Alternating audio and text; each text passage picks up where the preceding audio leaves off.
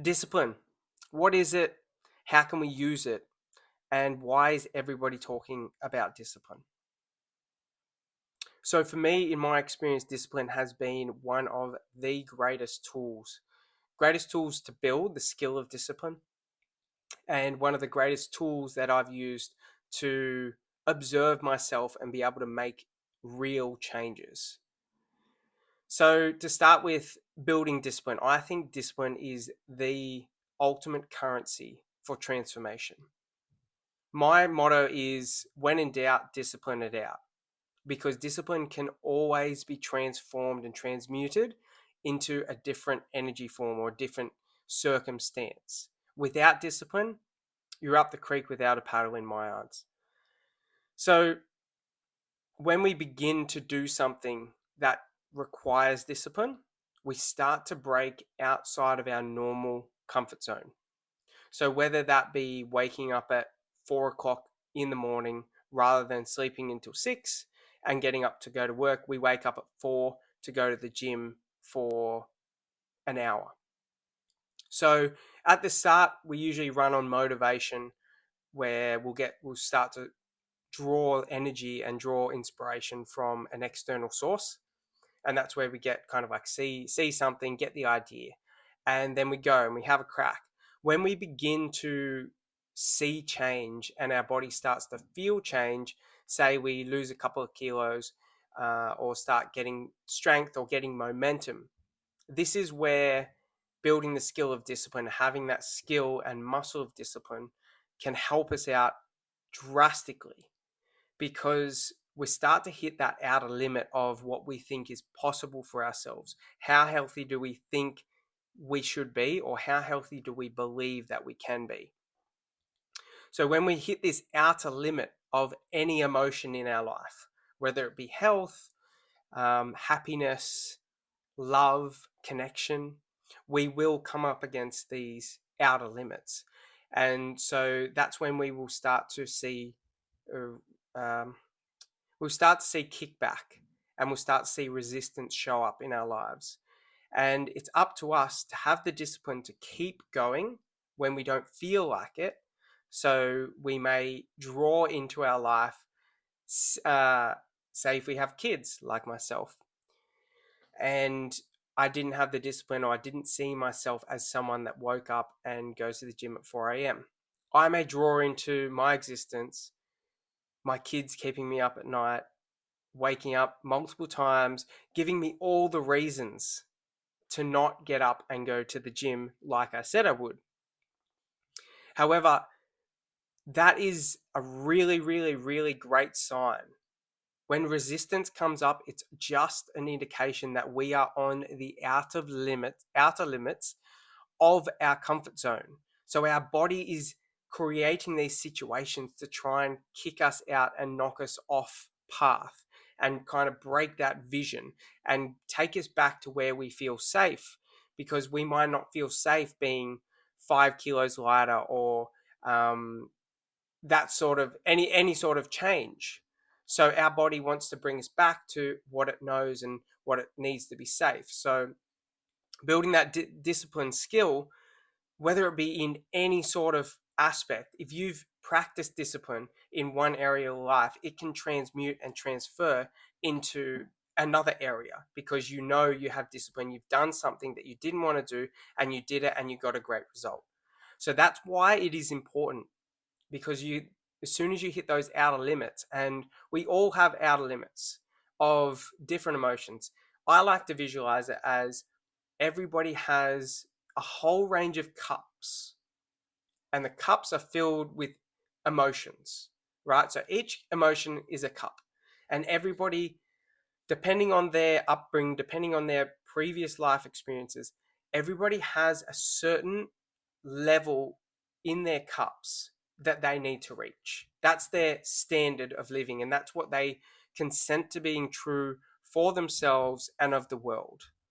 Whether it be love, sadness, drama, connection, all the emotions, everybody has a level that they should hit and they will hit. Now we create life experiences to reach those levels. Say if you are someone that is very, very conditioned to drama. And a lot of people do know someone that is very conditioned to things, dramatic things happening. There's always a dramatic story um, happening in their lives. So that person is most likely conditioned to a higher level of drama because of something that's happened in the past or something. We won't go into that. If someone is conditioned to receive a high level of drama, they will create situations in their life to reach that high level of drama because of the reaction within their body, whether it be stress, adrenaline, or whatever. And usually that will lead into a victimization sort of cycle. And then it will be searching for love and connection from others. Someone will create drama in their life, feel victimized, then to share and to say, poor me to others. And essentially, the end result is, I want love and connection from others. And that's sort of the pathway that they get.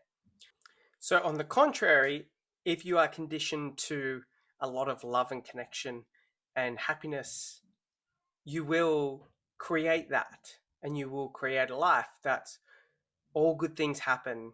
I'm very lucky, and I guess that's the goal. Is we want to be happy and lucky and have great things happen.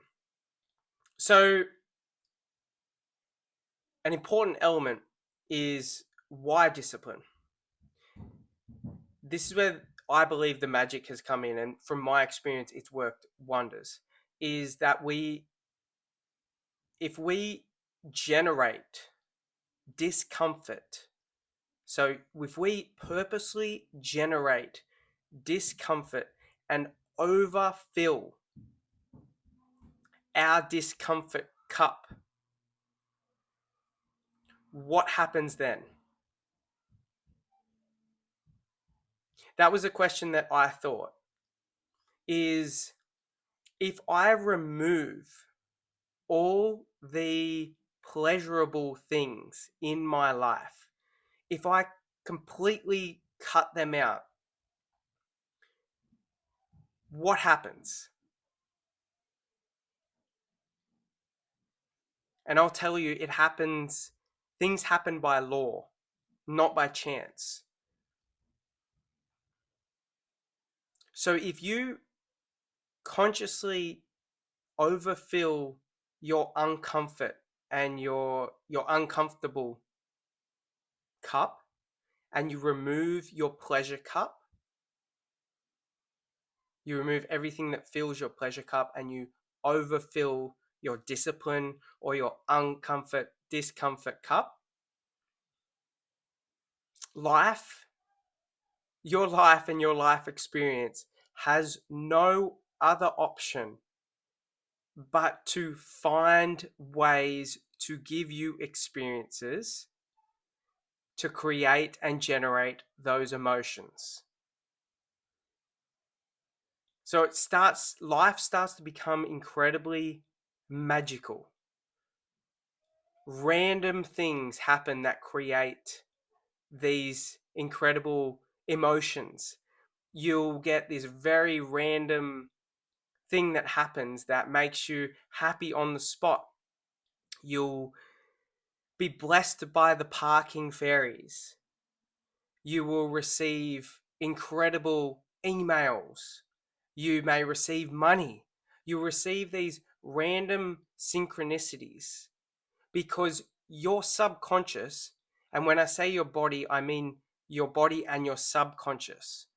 So your subconscious that is operating and creating more than 90% of your life and making those decisions for you is conditioned to feel a certain way. So if you remove all the pleasure that it feels consciously, you make those decisions not to allow it to indulge in scrolling, not indulge in masturbation, not indulge in watching or binge watching any TV or just watching TV in general. Not indulge in having the food that you like because it tastes nice. when you remove all of those little pleasures, it starts to become starved. And so then your subconscious, you will start making decisions unconsciously without even knowing to try and find ways in your life to get those good feelings because you have starved it. But by law, it needs to feel them. Your subconscious is trained and it's conditioned to feel them, just like it's conditioned to feel drama, sadness, or anything negative. It is also conditioned to feel a certain level of positive and really good emotions.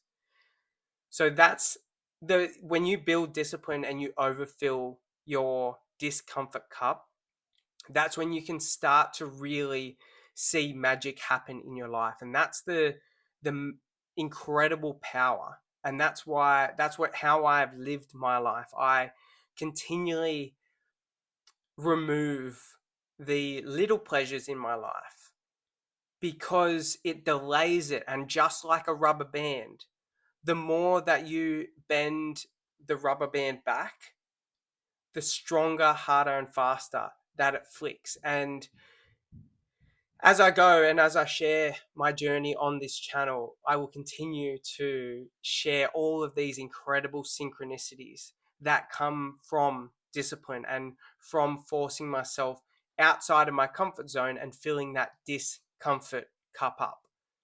Now, I don't just do random discomfort things. I have a vision. I have a vision that I'm working towards and moving towards. So I know what things are going, what things I can do to create discomfort and also lead me in the direction that I see myself becoming and who I want to become in the future.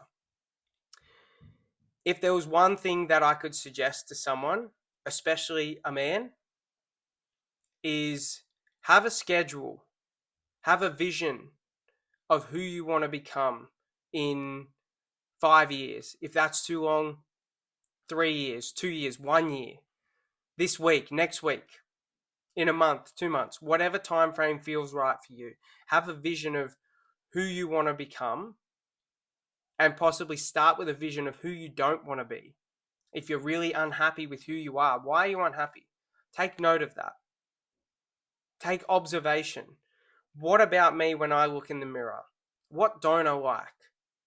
I don't like that I'm addicted to porn. I don't like that I feel that I need to have beers every night after working a day of my job. Anything that doesn't sit right with you that you want to change, write it down. Get note of that. That is the first step. If you don't know where you want to go, understand and ask yourself, where do I not want to be? Then, where do I want to go? What would I rather? If I don't want to do that, what would I rather? Then find someone, find a coach, find a mentor if you can't work it out, to put a plan in place. Okay, to get there, I'm going to need to do X, Y, and Z. Then start and just watch. You'll have to then build your discipline skill, and all this shit will come up. All these limiting beliefs will start to raise their head, and that's when you're in the thick of it. That's when the game really starts, is when you're going after something, because all your shit will come up, but it's up to you whether you strengthen this discipline skill or you tap out. But the best way I have come to realize over my years is removing pleasure, those little pleasures. The little pleasures has been the best way to just bend that rubber band back so fast. If you just stick to a meal plan and it's bland, nothing in it is for taste. You've just pulled that back and just said, I don't care. My goal is to be this weight, this strong, this physique. And this is the fastest way there. If you bring that back and it's uncomfortable and discomfort to not get those pleasurable eating. I love eating because I love the food, I love the flavor, everything. If you remove that, not because you're being hard on yourself, but because you understand the rubber band. If you remove that and then you do it in another area of your life, and you continually build that skill and build that strength up. Just watch. Something miraculous will happen in your life. So that ties into building the discipline of meditation. Meditation is one of the ultimate ways to build discipline, because the last thing we want to do when we're busy, when we've got shit to do, is sit there and do nothing, right? On the outside, on the conscious level, that's the last thing we want to do, is sit there, close our eyes, disconnect from life when we could be going out and getting it. So that has been the ultimate way for me to build discipline, is when I feel like I don't have time to meditate, I meditate double. And that's stretching that rubber band back. I'll leave it there. I hope you guys have an absolutely amazing week.